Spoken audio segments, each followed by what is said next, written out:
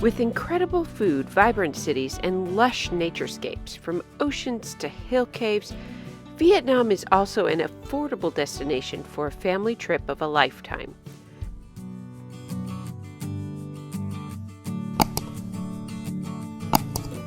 From Hanoi to Hoi An, here's how our family traveled to Vietnam, and how yours can too. We started our Vietnam journey flying into Hanoi, but we wouldn't be staying for long. Hanoi was a landing point to take a bus east to Halong Bay. Halong Bay and Sapa are both common side trips from Hanoi and are great depending on the time of year. We personally love the water and couldn't wait to cruise the jade green waters and huge karst limestone formations of Halong Bay. December was off-season, and the cooler temperatures gave us a welcome change of pace from the heat and humidity we had gotten used to in Thailand. After Halong Bay and a couple of days in Hanoi, we took a short train ride to Ninh Bình and stayed in nearby Tam Coc. While this wasn't the time of year for lush rice fields, the hills were green and flocks of birds flew over the waters. Nearby, Thung Nam Bird Garden gave us a cave to wander and a mermaid to find, paths to explore, and a boat tour of a long cave. Tam Coc is also known for its boat tours of the river, and many people like to use a tour to take in the beauty of this area. Another train ride, our longest in the country, would take us south towards central Vietnam. This time it was 8 hours to Dong Hoi, the entryway to Phong Nha National Park. The borderline chilly temperatures gave us a real taste of Vietnamese winter. While our stay had some rainy days, it also came with the highlight of our time in Vietnam. Our homestay was right on the Phong Nha River, and we took a river tour through Phong Nha Cave, complete with the most massive caverns we've ever seen. Epic cave formations.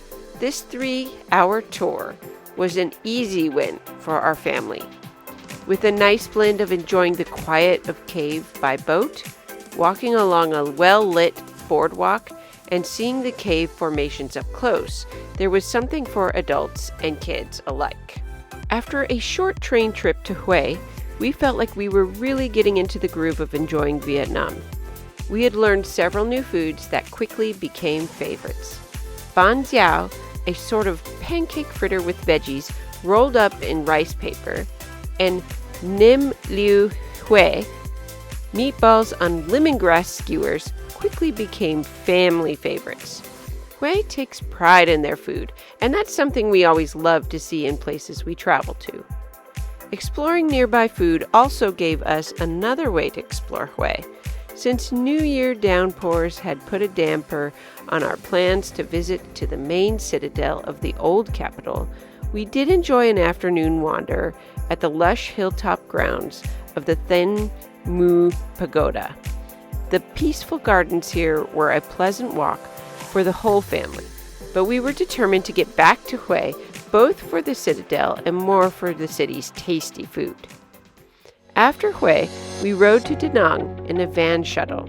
In the future, we'd prefer to take the train here as well, as we've been told it is one of the more scenic trains to take since it goes over the mountain. Danang was the Vietnamese city we had been dreaming of. If you like low crowds, off-season is a great time to visit, although you'll sacrifice being able to swim in the beautiful beaches. Danang was very walkable, with great restaurants at every corner. We still got to swim at the Miyazuki Indoor Water Park.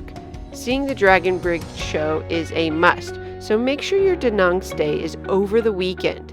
Danang will definitely be a city we will visit again to spend more time exploring.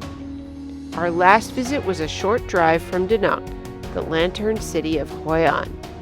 In Hoi An, we stayed right on the river to enjoy the evening lanterns. The lanterns have a magical feel, and the city is full of energy. Take a nighttime boat to enjoy the view from the river. You can buy paper baskets with candles from the nearby vendors. Feel free to ask around about the prices, though. We thought the candles were a set price and later realized we paid way too much. One of the best parts of Hoi An for us was making our own lanterns in a lantern making class. We were sad to have to leave them behind, but at least we could take the shared memories and experience with us.